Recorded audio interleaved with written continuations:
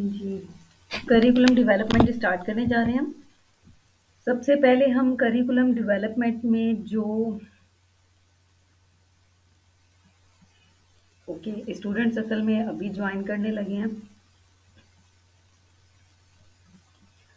हमने curriculum development का basic concepts को स्टडी करना है, बेसिक कॉन्सेप्ट को क्लियर करना है। तो सबसे जो बेसिकली करिकुलम डेवलपमेंट है, ये एक किस्म का स्टेप बाय स्टेप प्रोसेस है जिसमें हम अपने हमारे डेवलपमेंटल जो प्रोसेस है उसमें चेंज लाने के लिए डिज़ाइन किया जाता है, ठीक है। तो हमारा जो पॉजिटिव इम्प्रूवमेंट होती है हमारी पर्सनैलिटी में या हमारी लर्निंग में, वो तमाम चीज़ें उन तमाम को हैंडल करने के लिए ये स्टेप बाय स्टेप प्रोसीजर कहलाता है, जो कि डिज़ाइन किया जाता है। किसी भी इंस्टीट्यूट में चाहे वो स्कूल हो, कॉलेज हो, यूनिवर्सिटी हो, किसी भी किस्म का इदारा हो, ठीक है। तो करिकुलम जो है ये एक लैटिन वर्ड क्यूरर से डिराइव किया गया है, जिसके मीनिंग है रेस कोर्स, ठीक है। यानी ये सिंपल इसे कहा जाता है कि ये it is a course of a race, ठीक है। रेस मीन्स कैसे कि हम यानी किसी भी जगह पर हमने पहुंचना है, किसी एम या गोल को अचीव करने जाना है, तो उस दौड़ में जो सबसे पहले मतलब उस दौड़ में हमने आगे पहुंचना है, ठीक है। तो करिकुलम का जो वर्ड है वो इन्हीं मीनिंग्स को लेते हुए आगे डिराइव किया गया है। करिकुलम कोर्स प्लानिंग कहलाता है, कोर्स डेवलपमेंट कहलाता है, और उसके अलावा हमारी प्लान्ड लर्निंग एक्सपीरियंसेस जो होते हैं वो करिकुलम कहलाते हैं। और उसके अलावा ये स्टेप बाय स्टेप प्रोसेस मैं आपको बता चुकी हूँ, ये स्टेप बाय स्टेप प्रोसेस होता है जिसको हम अपने डेवलपमेंटल जो एम्स हैं उनको अचीव करने के लिए यूज़ करते हैं।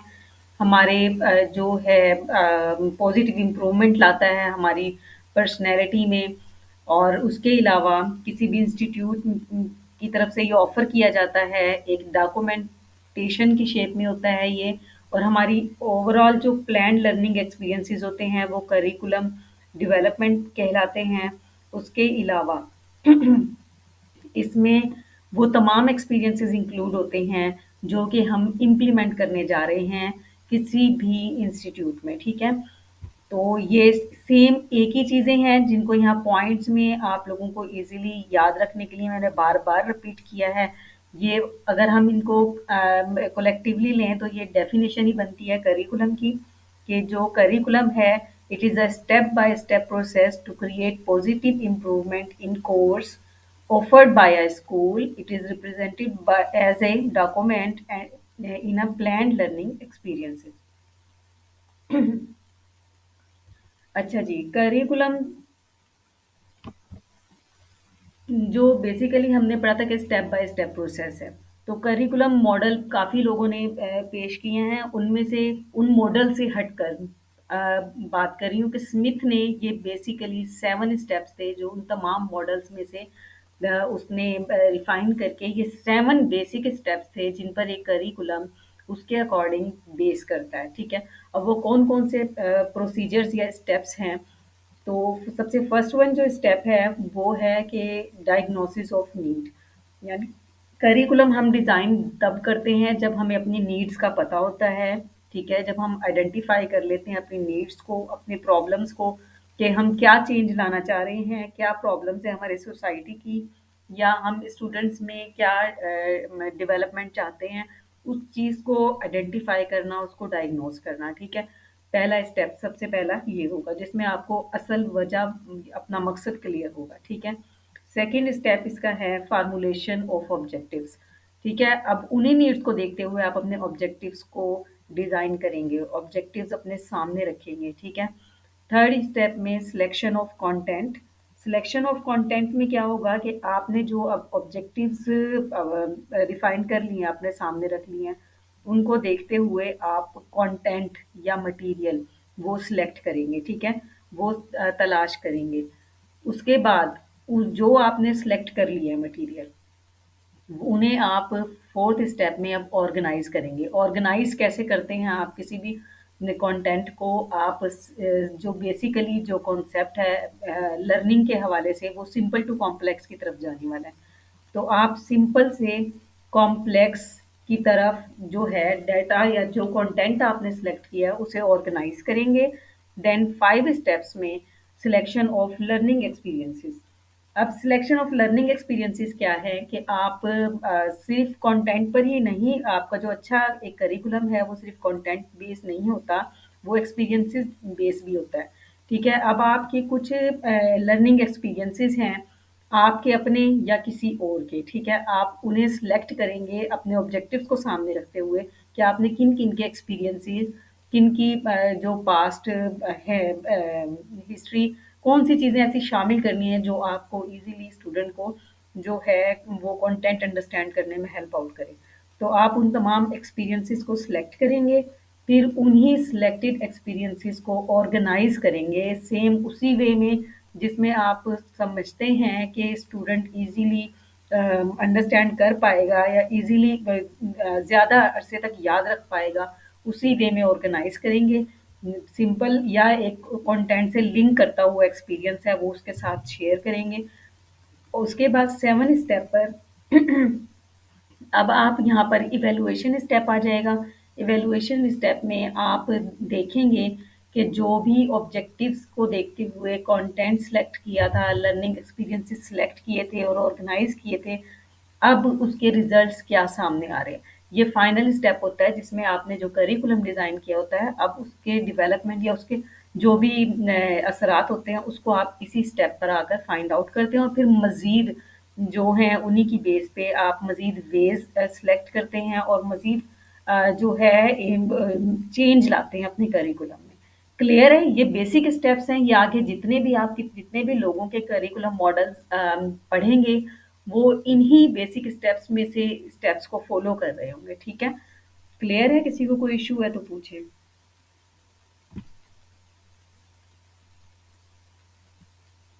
यस मैम, क्लियर है। ओके। मैम लास्ट पॉइंट का स्टेप 7 को एक दफ़ा फिर से बता दें थोड़ा सा। अच्छा, लास्ट वाला स्टेप है determination of what to evaluate and of the ways and means of doing it, ठीक है? आपने अब यहाँ पर आकर देखना है जब आप 6 स्टेप्स को कर आए हैं, ठीक है? एक करिकुलम वहाँ पर आके तकरीबन आपका डिज़ाइनिंग प्रोसीजर तकरीबन कंप्लीट है 6 स्टेप पे आके, तो 7 पर आकर अब आपने जो भी डाटा, जो भी कंटेंट सेलेक्ट किया था, उसे फिर ऑर्गेनाइज़ भी कर लिया, फिर कुछ लर्निंग एक्सपीरियंसेस भी ऐड कर लिए करिकुलम में और उसको भी ऑर्गेनाइज कर लिया, तो यहाँ पर आके आप इवैल्यूएट करेंगे। अब इवैल्यूएट करने का प्रोसीजर क्या है कि आप इम्प्लीमेंट करके देखेंगे करिकुलम को, चाहे आप फुली इम्प्लीमेंट कर लें या किसी एक छोटी से एरिया पर टेस्ट करके देख लें।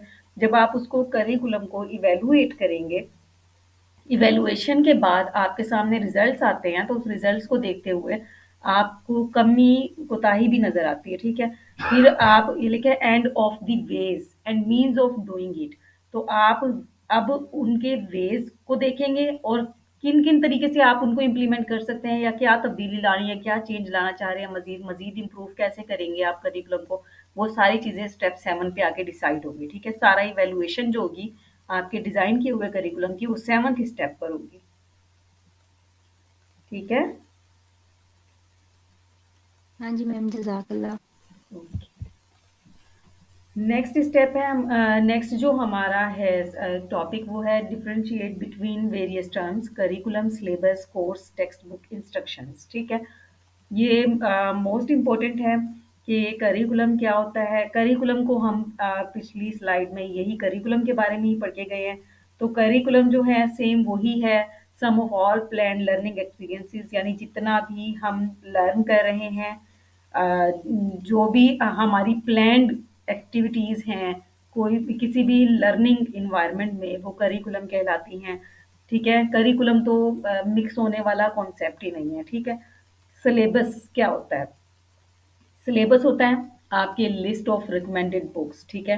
पूरा सिलेबस। अब फॉर एग्ज़ाम्पल हम बात करते हैं कि जो है आपका अगर हम बात कर लें ये हेड मास्टर्स का सिलेबस क्या है? जब हम ये बात करते हैं तो इसमें कोई एक चीज़ नहीं आ रही होती, इसमें कुछ बुक्स आ रही होती हैं, ठीक है? अब जिस तरह आपको रिकमेंड कर रहे थे क्वालीफाई की, क्रक्स ऑफ एजुकेशन की, इम्तियाज़ की, तो ये तमाम जो लिस्ट है जिसमें आपको रिकमेंड, ये पूरा सिलेबस है आपका, ठीक है? तो सिलेबस का कॉन्सेप्ट जो है एग्जाम्पल्स के साथ याद रखें ताकि आपके माइंड में रहे, ठीक है?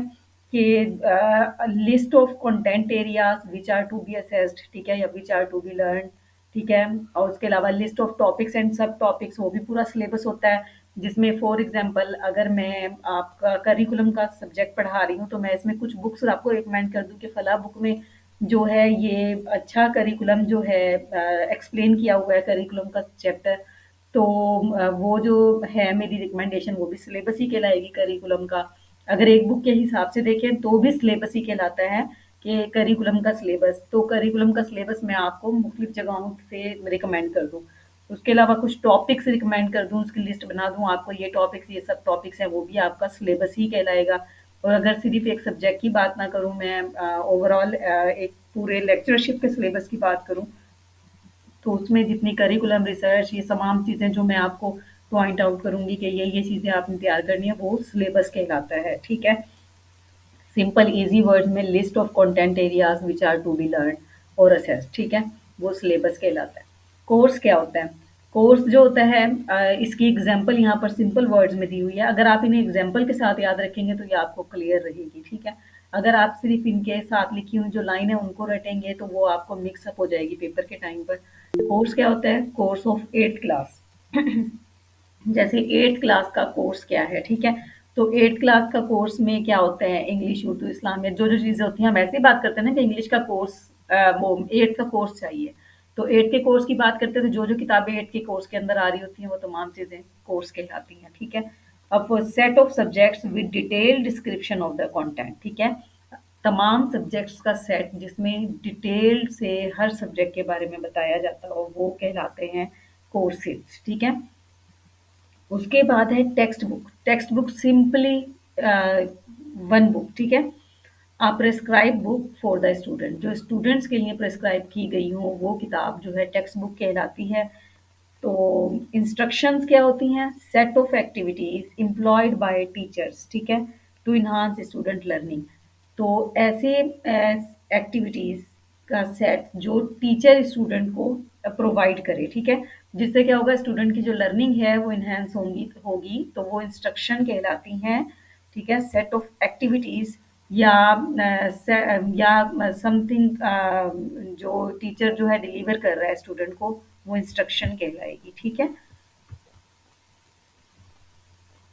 अच्छा जी, यहाँ पर 4 एलिमेंट्स या 4 कंपोनेंट्स भी कहा जाता है इन्हें, करिकुलम के हैं। सबसे फर्स्ट वन जो है वो लर्निंग गोल्स हैं, यानी सबसे पहले आपके जो गोल्स हैं वो करिकुलम को डिज़ाइन करने के लिए आपके गोल्स का क्लियर होना ज़रूरी है, आपके ऑब्जेक्टिव्स का, आपकी नीड्स का आपको पता होना ज़रूरी है। उसके बाद जो इम्पोर्टेंट सेकंड चीज़ आ जाती है वो है इंस्ट्रक्शनल मटीरियल। अब जो लर्निंग गोल्स वाला पॉइंट है इसे कुछ जगहों पे ऑब्जेक्टिव्स के नाम से भी लिखा हुआ होता है जब 4 एलिमेंट्स की बात होती है। तो ऑब्जेक्टिव्स की बात हो रही होती है तो वो लर्निंग गोल्स ही होते हैं, पहला स्टेप वो सेम ही चीज़ होती है।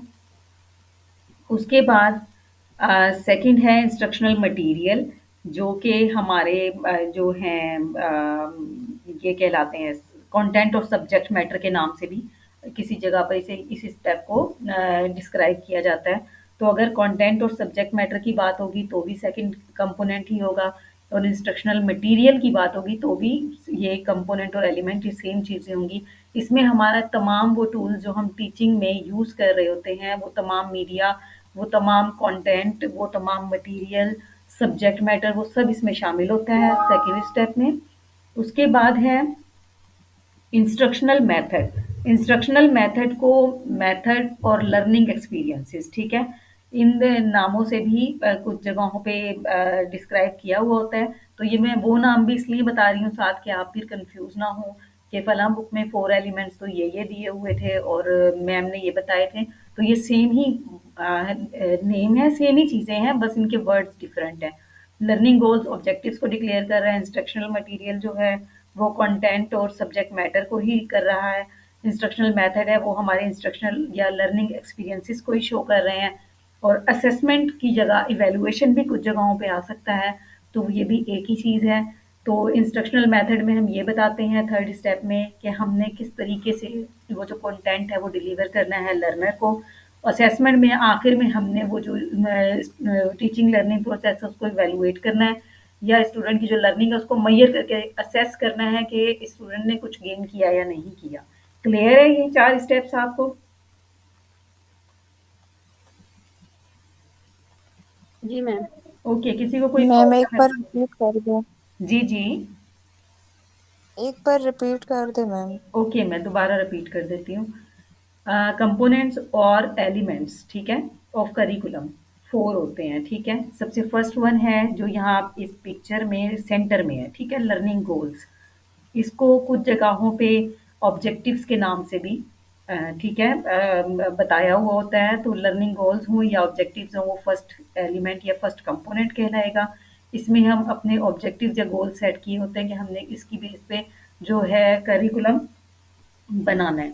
उसके बाद सेकंड स्टेप है इंस्ट्रक्शनल मटेरियल, जिसे कंटेंट और सब्जेक्ट मैटर के नाम से भी बताया जाता है कुछ जगहों पर। तो इसमें क्या होता है कि हमारा इंस्ट्रक्शनल मटेरियल क्या होगा, हम कौन-सा कंटेंट सिलेक्ट करेंगे, हमारा सब्जेक्ट मैटर क्या होगा, कौन-सा टूल जो है टीचिंग कंटेंट हम किस टूल के ज़रिए यूज़ कर रहे होंगे, तो वो सारी चीज़ें सेकंड स्टेप में आ जाएँगी। थर्ड स्टेप होता है इंस्ट्रक्शनल मेथड, जिसे लर्निंग एक्सपीरियंसेस भी कहते हैं। तो ये क्या चीज़ होगी, इसमें हम कि हमने कौन-सा मेथड यूज़ करते हुए स्टूडेंट को जो है ये कंटेंट डिलीवर करना है।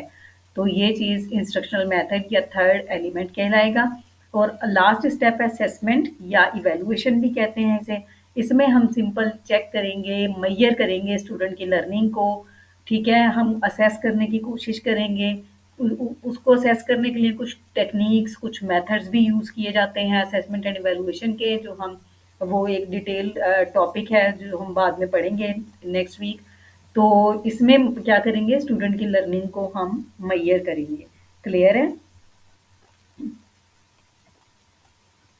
हाँ जी मैम, क्लियर है अल्हम्दुलिल्लाह। अच्छा जी, अब ये वही कंपोनेंट्स और एलिमेंट्स हैं उनकी उन्हीं को ही यहाँ पर मेंशन किया हुआ है जो मैं आपको बता चुकी हूँ कि to meet the needs of the widest range of students what should teachers consider when planning their instruction, ठीक है।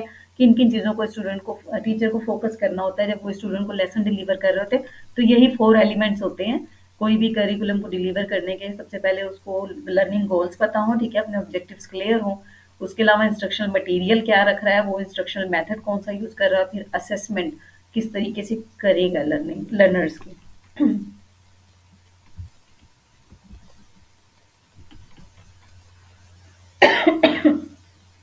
What is the difference between AIIMS, goals and objectives, ठीक है। अब जो एम्स, गोल्स एंड ऑब्जेक्टिव्स होते हैं ये असल में जो है हमारा एक किस्म का हमारी क्या ख्वाहिशात हैं, क्या विशेज़ हैं, उनको अचीव करने के एक किस्म के लेवल्स हैं। हमारे इंटरेस्ट को या हमारे पर्पस को देखते हुए हम सेट करते हैं कि हम एम्स सेट कर रहे हैं, गोल्स हैं या ऑब्जेक्टिव्स हैं, किस बेस पर हम ये डिसाइड करेंगे, ठीक है। तो अब जो एम्स क्या होते हैं, ये हमारी जनरल स्टेटमेंट्स होती हैं जो किसी भी लर्नर को या चाहे वो टीचर भी हो गया, ठीक है, उन्हें एक डायरेक्शन दे रही होती हैं या उसी डायरेक्शन को देखते हुए वो जो है सो फैसला करते हैं कि उन्होंने करना क्या है, ठीक है। तो ये कहलाते हैं एम्स। अब जो एम्स होते हैं बहुत ब्रॉडर होते हैं, ठीक है, जनरल स्टेटमेंट्स का वर्ड जिसके साथ यूज़ हो वो एम्स होंगे, ठीक है। ब्रॉडर होते हैं, ठीक है। ये जो फॉर एग्ज़ाम्पल आप ये समझ लें नेशनल लेवल जो होते हैं वो एम्स होते हैं, ठीक है। गोल्स क्या होते हैं? गोल्स जो होते हैं ये भी हाई लेवल होते हैं, नॉन मेजरेबल ही होते हैं और दूसरा ब्रॉड भी होते हैं। लेकिन अब इसमें होता क्या है, गोल्स में गोल्स थोड़ा-सा नैरो हो जाते हैं एम्स के अकॉर्डिंग, ठीक है। एम्स ज़्यादा ब्रॉडर हैं देन गोल्स। तो इसी तरह अब गोल्स जो हैं अगर एम्स को हम नेशनल लेवल कहेंगे तो गोल्स आप हमारा ये समझ लें कि स्कूल लेवल जो हमारा कोई भी चीज़ अचीव करने का हमारा जो पर्पस है या इंटेंशन है हमारी कुछ भी एक्ट करने का, वो गोल्स कहलाएँगे, ठीक है, with in a school boundary. Objectives क्या होते हैं? ऑब्जेक्टिव बहुत स्पेसिफिक होते हैं। वैसे ऑब्जेक्टिव्स की कैटेगरीज़ 2 कैटेगरीज़ में भी डिवाइड किया जाता है, जनरल और स्पेसिफिक में, लेकिन ऑब्जेक्टिव्स को बेसिकली कहा जाता है कि स्पेसिफिक स्टेटमेंट्स होती हैं।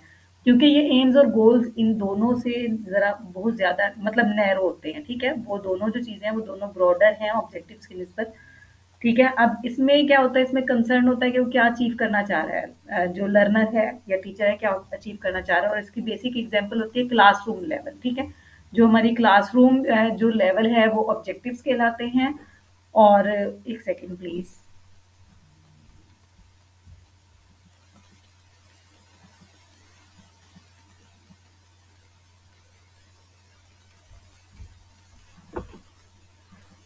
हाँ जी, जो ऑब्जेक्टिव्स होते हैं हमारे वो बहुत जो होते हैं उनके लिए अच्छा। ऑब्जेक्टिव्स का एक क्वेश्चन अभी लास्ट डेज में भी लेक्चरशिप के टेस्ट में भी आया था कि ऑब्जेक्टिव्स जो हैं वो स्मार्ट होने चाहिए, SMART। स्मार्ट की एक टर्म यूज़ की थी और पूछा था कि स्मार्ट वर्ड जो है ये किसका एब्रीविएशन है। तो स्मार्ट के लिए S for specific, M for measurable, A for achievable, R for realistic and T for timed. ठीक है? तो ये इसका सही जो है वो टर्म्स हैं। तो स्मार्ट की तो ऑब्जेक्टिव जो हैं वो स्मार्ट होने चाहिए। तो अब ये जनरल और स्पेसिफिक ऑब्जेक्टिव्स क्या होते हैं? जनरल ऑब्जेक्टिव्स जो होते हैं वो एक किस्म का अगर देखें तो वो गोल से मिलते-जुलते होते हैं। ठीक है? क्योंकि उसमें जो स्कूल वाइड आउटकम्स होते हैं, स्टूडेंट जो है अपनी कोई ना कोई स्किल जो है उसे इम्प्रूव करना चाह रहा है। ठीक है? तो इसका मतलब वो चीज़ आ जाएगी जनरल ऑब्जेक्टिव में। स्पेसिफिक ऑब्जेक्टिव्स होते हैं किसी एक एक पॉइंट को, ठीक है, पर फोकस है, कोई एक स्पेसिफिक पॉइंट है जिस पर स्टूडेंट का फोकस है। फॉर एग्जांपल वो अपने बिहेवियर में चेंज लाना चाह रहा है। बिहेवियर में भी काफ़ी सारे पॉइंट्स हो जाते हैं जिसमें कुछ अफेक्टिव बिहेवियर्स होते हैं उसके एटीट्यूड से लेके कुछ कुछ उसके मेंटली कुछ कॉग्निटिव बिहेवियर्स होते हैं। ठीक है? या कुछ उसकी साइकोमोटर स्किल्स होती हैं, वो अपने बिहेवियर को किस टाइप का करना चाह रहा है। तो वो स्पेसिफिकली जो ऑब्जेक्टिव सेट किए जाएं वो स्पेसिफिक ऑब्जेक्टिव्स कहलाते हैं। क्लियर है?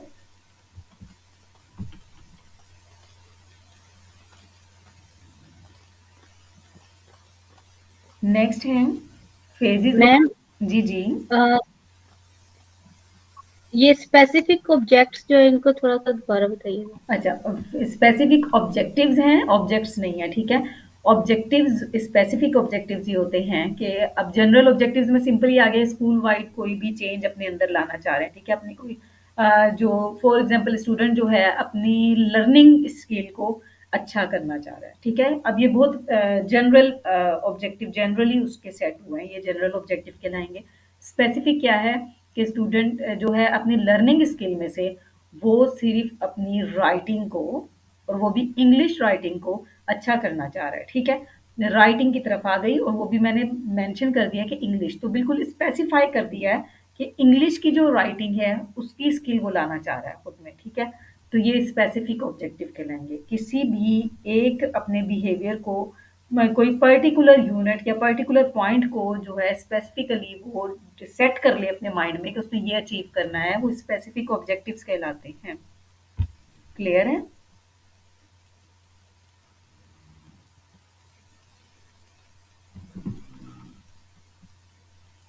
यस। ओके।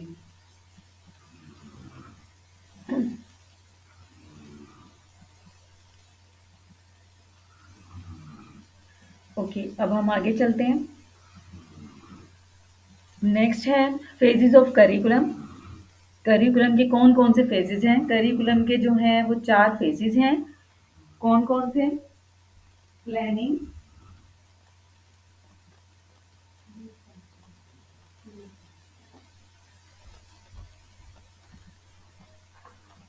हाँ जी, फर्स्ट फेज है planning, second content and methods, third phase है implementation and fourth one is evaluation and reporting. ठीक है?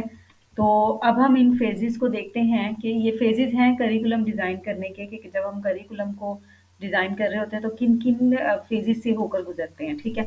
अब हम लोगों ने वो जो स्टेप्स पढ़े थे प्रोसेस के, पूरे प्रोसेस के करिकुलम के, तो ये बेसिकली जो फेजेस हैं ये उन्हीं स्टेप्स को 4 उसमें डिवाइड कर दिया गया है कि उनके अंदर ये चीज़ें आती हैं। अब जिस तरह आपने पहला देखा था कि डायग्नोसिस ऑफ नीड था, तो इसी तरह वो प्लानिंग वाले फेज़ में उन्होंने डाल दिया आइडेंटिफाई नीड्स। ठीक है? तो अब हम पढ़ते हैं प्लानिंग को। तो प्लानिंग क्या होती है? प्लानिंग में हम क्या करते हैं, प्लानिंग में हम सबसे पहले जो है हमारी जो नीड है, ठीक है? हम उसको अपने इश्यूज़ को, अपने प्रॉब्लम्स को आइडेंटिफ़ाई करते हैं, ठीक है? डायग्नोज़ करते हैं। ये इसको बहुत ज़्यादा डिटेल में जाने की ज़रूरत नहीं है, आपको आइडेंटिफ़ाई नीड्स का मीनिंग क्लियर होना चाहिए कि आपकी क्या ज़रूरत है। आप सबसे पहले उस ज़रूरत का आप क्लियर करते हैं अपने माइंड में, ठीक है? कि आपको क्या चाहिए, ठीक है? उसके बाद है फॉर्म डेवलपमेंट टीम, फिर आप एक टीम डेवलप करते हैं अपनी, जो इस प्लानिंग के प्रोसेस में या आगे आने वाले प्रोसेस में आपको हेल्प आउट करेगी। क्योंकि करिकुलम जो प्लानिंग है या करिकुलम डेवलपमेंट है, ये पूरा जो एक प्रोसेस है, ये टीम वर्क ही होता है। कोई एक सिंगल पर्सन है पूरे उनके लिए कोई करिकुलम डिज़ाइन नहीं कर सकता। ये टीम वर्क होता है, तो उसके लिए आप अपनी टीम को है वो डेवलप करेंगे।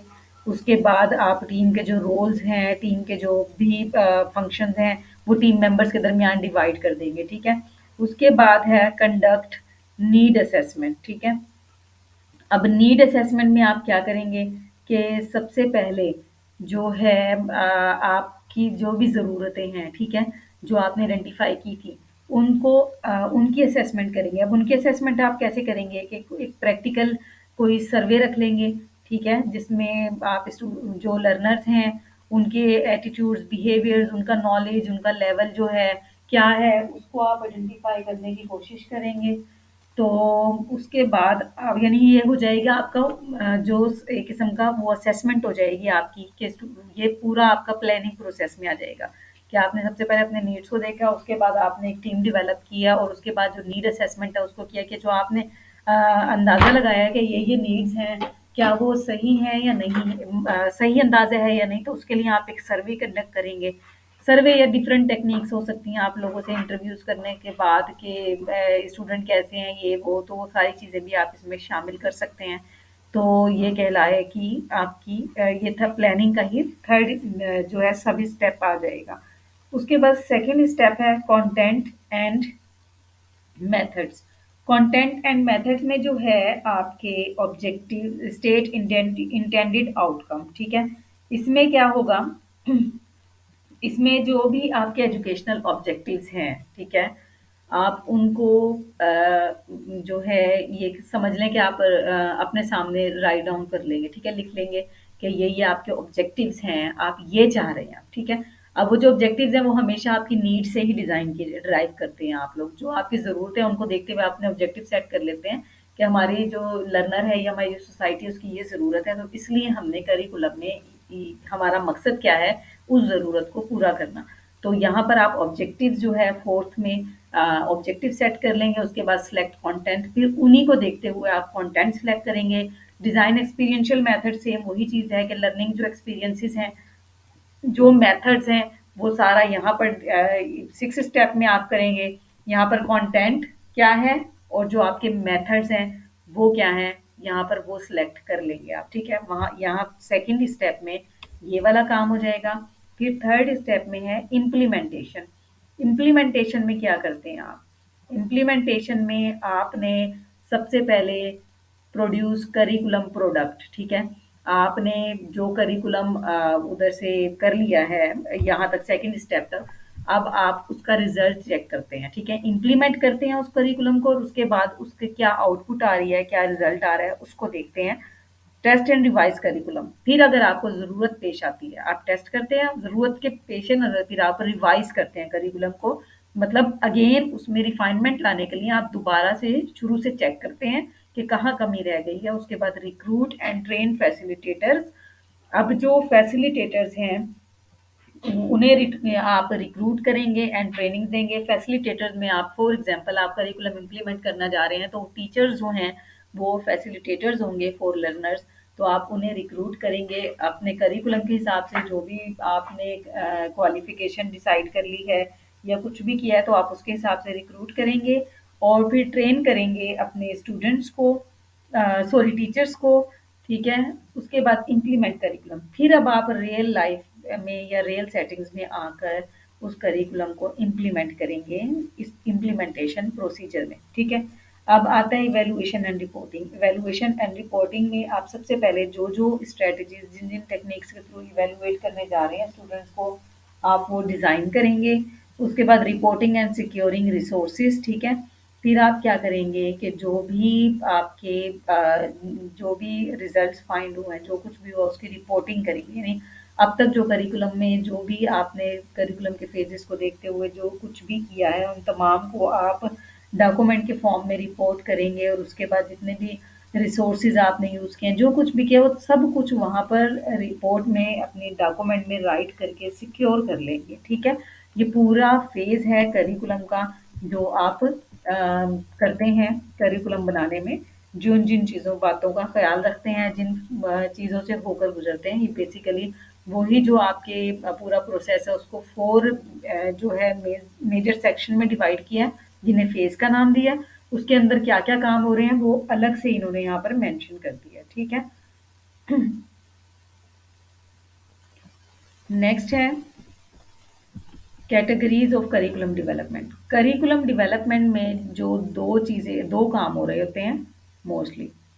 एक होता है कि जो आपकी वैल्यूएशन होती है वो समेटिव होती है और एक आपकी वैल्यूएशन फॉर्मेटिव, ठीक है? 2 तरह की अगर आपसे क्वेश्चन आए भी करिकुलम डेवलपमेंट में 2 तरह के प्रोसेस हो रहे होते हैं, जिसे एक को प्रोडक्ट मॉडल प्रोडक्ट कहते हैं और एक को प्रोसेस मॉडल, ठीक है? का नाम भी दिया गया है। अब प्रोडक्ट मॉडल, प्रोडक्ट का जो वर्ड होता है वो आउटकम, ठीक है? या रिज़ल्ट ओरिएंटेड जो आपका फाइनल रिज़ल्ट होता है उसे प्रोडक्ट कहते हैं, ठीक है? जब हम सारे प्रोसीजर कर लेते हैं, जब करिकुलम के तमाम फेजेज़ से गुज़र के तमाम प्रोसेस से गुज़रने के बाद आखिर में जो चीज़ हमें हासिल होती है करिकुलम कहलाती है और वो करिकुलम जो है वो हमारा प्रोडक्ट बन जाती है, ठीक है?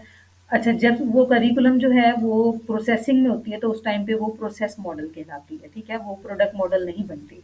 अभी वो प्रोसेस मॉडल बन रही होती है क्योंकि उस टाइम पे लर्निंग या उस टाइम पे डेवलपमेंट चल रही होती है। तो अगर इन्हीं अल्फाज को प्रोडक्ट और प्रोसेस को माइंड में रखें तो 2 तरह की कैटेगरीज़ में करिकुलम डेवलपमेंट कंसीडर होती है इवैल्यूएशन की, एक समेटिव और एक फॉर्मेटिव। समेटिव कैसे? एट द एंड आप असेस कर रहे होते हैं कि क्या रिज़ल्ट आया और फॉर्मेटिव कैसे?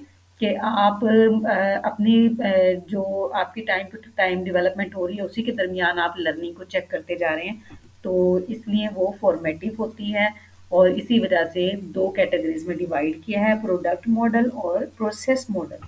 क्लियर है?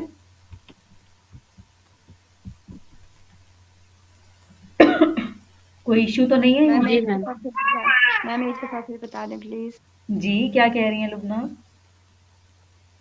मैम ये जो दोनों मॉडल्स को एक दफा फिर से एक्सप्लेन ओके, कर दें। ओके। करिकुलम डेवलपमेंट का जो पूरा स्टेप है वो कह रहे हैं उसकी 2 कैटेगरीज़ होती हैं, एक प्रोडक्ट मॉडल और एक प्रोसेस मॉडल। जिस वक़्त करिकुलम डिज़ाइन हो चुका होता है, हमारे सामने एक रिज़ल्ट सामने आ जाता है कि ये करिकुलम है। वो जो फाइनल शक्ल होती है वो प्रोडक्ट मॉडल कहलाती है, ठीक है? इसीलिए वो फाइनल असेसमेंट का रिज़ल्ट होता है तो इसलिए उसे समेटिव इवैल्यूएशन या समेटिव असेसमेंट भी कहा जाता है, ठीक है? प्रोडक्ट मॉडल का जो फ़ोकस होता है इट फ़ोकसेस ऑन इवैल्यूएशन और आउटकम्स, ठीक है? रिज़ल्ट पे फ़ोकस होता है प्रोडक्ट मॉडल का। मतलब उसका जो कंसर्न है वो सिर्फ़ फाइनल रिज़ल्ट पे है जो कि प्रोडक्ट बन जाती है आखिर में, ठीक है? और प्रोडक्ट क्या है? करिकुलम। प्रोसेस मॉडल जो होता है वो जब प्रोसेसिंग में चीज़ मौजूद है, ठीक है? अभी प्रोडक्ट नहीं बनी है, अभी फाइनल नहीं हुई है, अभी वर्किंग में है, तो वो प्रोसेस मॉडल कहलाता है और इसे इस असेसमेंट या इवैल्यूएशन की टर्म में देखा जाए तो ये फॉर्मेटिव इवैल्यूएशन कहलाती है। इसमें ये होता है कि आपकी जो लर्निंग है या आपके करिकुलम डेवलपमेंट का जो प्रोसेस है, वो डेवलप हो रहा है ओवर टाइम, ठीक है?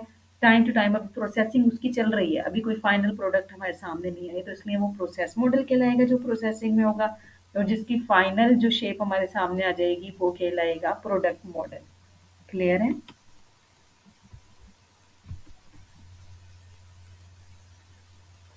नेक्स्ट है फाउंडेशंस ऑफ करिकुलम।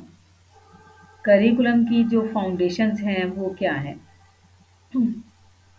करिकुलम हर चीज़ की कोई ना कोई बेसिस होती है, ठीक है? कोई ना कोई ऐसी मतलब होती है बुनियाद जिसकी बेस पे करिकुलम डिज़ाइन किया जाता है। किस करिकुलम की भी इसी तरह कुछ बेसिस हैं, अब जिनमें से इसको फिलॉसफिकली भी देखा जाता है, सोशियोलॉजिकली भी देखा जाता है, साइकोलॉजिकली और हिस्टोरिकली भी देखा जाता है। ठीक है? फिलॉसफिकली जो होता है इसमें कंसर्न जो होता है वो इस जो लर्नर है उसके आपको पता है फिलॉसफी जो है वो लव ऑफ विज़डम है, ठीक है? तो जो भी विज़डम या इंटेलिजेंस से रिलेशन होगा वो करिकुलम का पार्ट होगा और इसकी बेस भी करिकुलम की फिलॉसफिकल बेस भी डाली जाती है। अब इसमें कुछ फिलॉसफीज़ को भी सामने रखा जाता है। फिलॉसफीज़ आप बहुत डिटेल से पढ़ेंगे, उमर साद ही आप लोगों को पढ़ाएँगे। जिसमें idealism, realism, existentialism, pragmatism, essentialism, parallelism, reconstructionism, ठीक है? इस टाइप की काफ़ी सारी फिलॉसफीज़ होंगी और उनका लिंक जो है करिकुलम के साथ अटैच होता है। उन्हीं फिलॉसफीज़ को सामने रखते हुए करिकुलम उनको उन्हीं फिलॉसफीज़ को फाउंडेशन बनाते हुए करिकुलम्स डिज़ाइन किया जाता है, ठीक है? अब है सोशियोलॉजिकल फाउंडेशन। सोशियोलॉजिकल फाउंडेशन का मतलब है सोसाइटी को बेस बनाकर। ऑब्वियसली जब हम करी स्टूडेंट को स्कूल के अंदर कुछ भी लर्न करवा रहे हैं तो उसका हमारा बेसिक पर्पज़ सोसाइटी में रहने के काबिल बनाना है। तो सोसाइटी में हम लोग जो है स्कूल जो है वो बहुत इम्पोर्टेंट पार्ट है किसी भी सोसाइटी का, ठीक है? और सोसाइटी को जो है करिकुलम ही इन्फ्लुएंस करता है, ठीक है? करिकुलम से ही पता चलता है कि इस सोसाइटी में रहने वाले जो लोग हैं, उनका रहन-सहन कैसा है, क्योंकि हम करिकुलम डिज़ाइन ही उन्हीं नीड्स को देखते हुए करते हैं, उस जगह के करिकुलम को, ठीक है? तो सोशियोलॉजिकली भी जो बेस होती है करिकुलम की, वो सोशियोलॉजिकली भी देखी जाती है। इसी तरह साइकोलॉजिकली ज़ाहिर-सी बात है लोगों का जो मेंटालिटी है, लोगों की जो नफ्सियात है उसको पढ़ते हैं, लर्नर की नफ्सियात को पढ़ के फिर करिकुलम उसी के अकॉर्डिंग डिज़ाइन किया जाता है। इसी तरह अगर हम हिस्टोरिकली की बात करें, तो हमारी जो करिकुलम की बुनियाद है, वो हमारी हिस्ट्री को देखते हुए ही डिज़ाइन की जाती है। फॉर एग्ज़ाम्पल हमारे बैकग्राउंड में इंग्लिश नहीं है, तो ठीक है, तो मैं अपने करिकुलम का जो फ़ोकस है, वो अपनी जो है जो कौमी ज़ुबान है, उसमें करने की कोशिश करूँगी। तो इसी तरीके इन्हीं अपने हिस्टोरिकल जो पॉइंट्स हैं, उनको माइंड में रखते हुए ही कोई करिकुलम डिज़ाइन किया जाता है। ये 4 एस्पेक्ट्स हैं या 4 फाउंडेशंस हैं, जिनको हम सामने लाज़मी रखते हैं, कोई भी करिकुलम डिज़ाइन करते हुए। बस इनका इतना ही कॉन्सेप्ट आप लोगों ने माइंड में रखना है कि किन कौन-कौन सी फाउंडेशंस हैं, तो फाउंडेशंस हैं philosophical foundation, sociological foundation, psychological foundation और हिस्टोरिकल फाउंडेशन। एक है ये बहुत जनरल से टॉपिक है criteria for selection of curriculum material, ठीक है? करिकुलम का जो मटेरियल है उसे मैम सिलेक्ट फर्स्ट करते हुए हमें किन क्राइटेरियाज़ को सामने रखना चाहिए या मद्देनज़र रखना चाहिए, ठीक है? ये बहुत जनरल सा क्वेश्चन है। इसको यहाँ पर इंक्लूड करने का मकसद ये है कि आपका कॉन्सेप्ट क्लियर हो, ठीक है?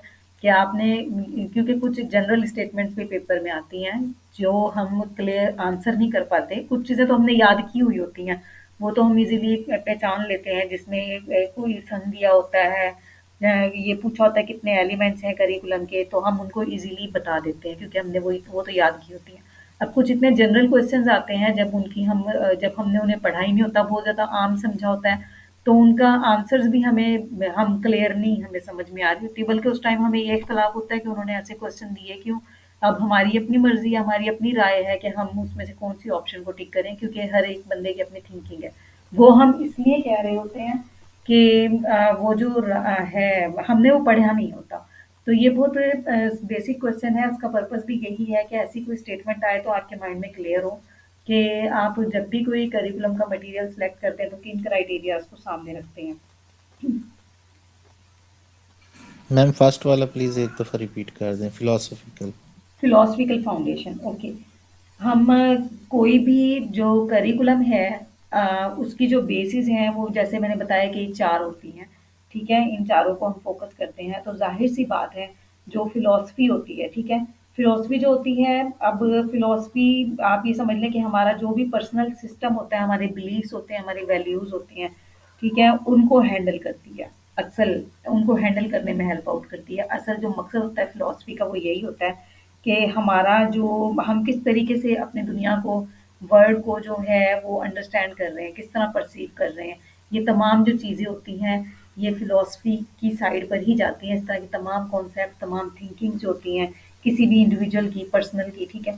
वो जो है वो फ़िलॉसफ़ी की तरफ जाती हैं और करिकुलम डिज़ाइन करने का जो बुनियाद होती है वो फ़िलॉसफ़ी बहुत एक अहम इम्पोर्टेंट यानी कि बेस होती है, इम्पोर्टेंट फाउंडेशन कहलाती है। ठीक है, इसमें अब फ़िलॉसफ़ी में बहुत सारे लोगों ने काम किया था।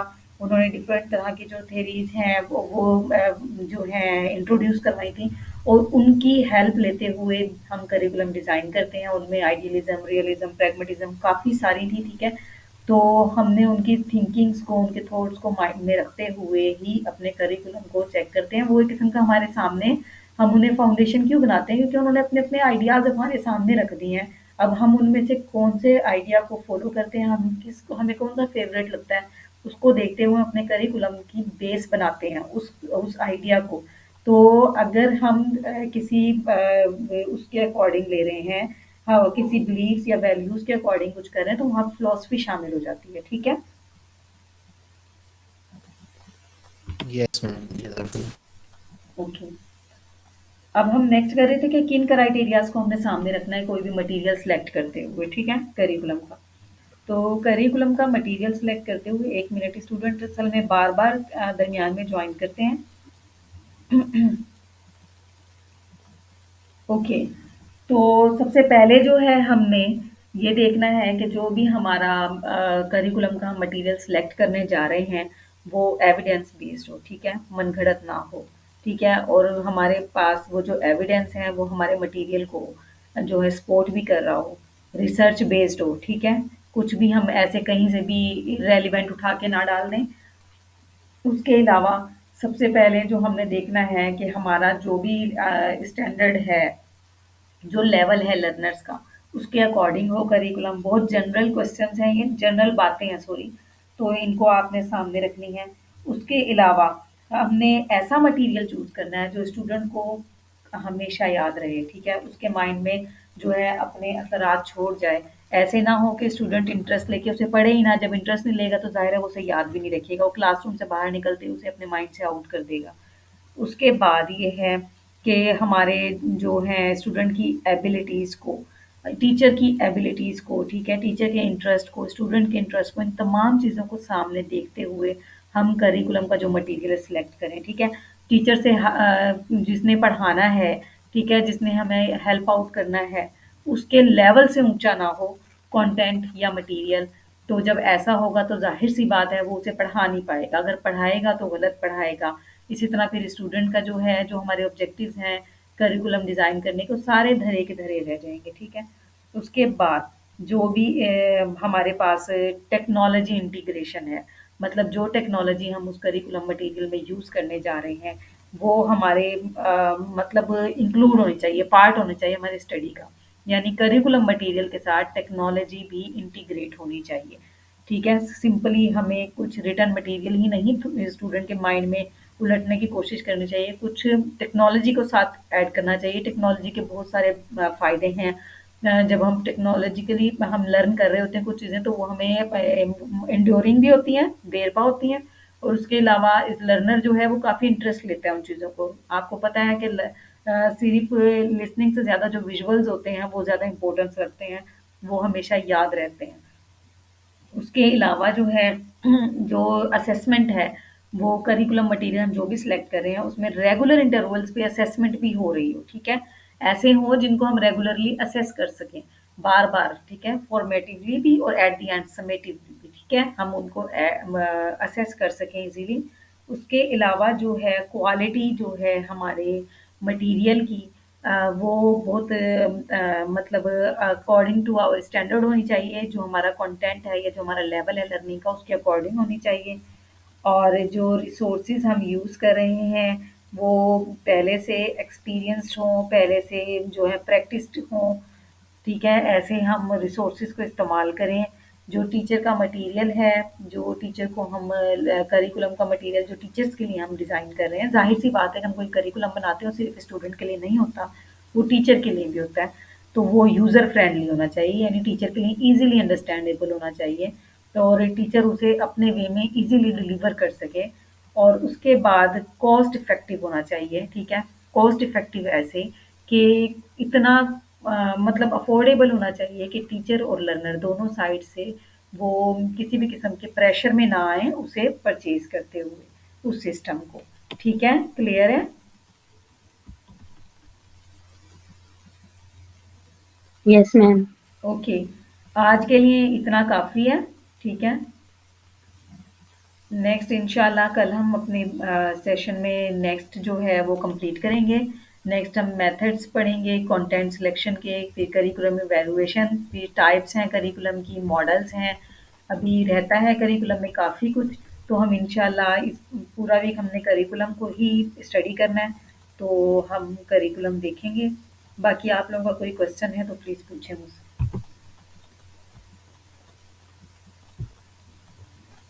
मैम आपका नाम क्या है? मेरा नाम हुमैरा अफजल। मैम आपकी आवाज कितनी चेंज लग रही है। आज ही लग रही है ना? अच्छा, आप तो मेरी पुरानी स्टूडेंट हैं। हाँ नहीं। अच्छा, मेरी हाँ चेंज जी। इसलिए लग रही है, थोड़ा-सा ना वेदर इश्यू है, तो थोड़ा गले का प्रॉब्लम है। मैं अभी भी इलायची मुँह में रख के पढ़ा रही हूँ कि कहीं मेरा ऐसे दरमियान में क्लास ना खराब हो जाए, तो थोड़ा-सा है, इश्यू है। मैम मैंने एक मैं बात बल्कि पूछनी सर को थी। साइड मैसेज से मैं पूछ रही थी कि मैम हुमैरा नहीं पढ़ा रही क्या, तो कह रहे थे क्लास में जाएं। हाँ जी, नहीं मैं पढ़ा रही हूँ, तो अब पता नहीं आवाज़ आपको कैसी लग रही है, लेकिन थोड़ा-सा है, इश्यू है थोड़ा तबीयत का। मैम मैम जो मैंने आप एक बात पूछनी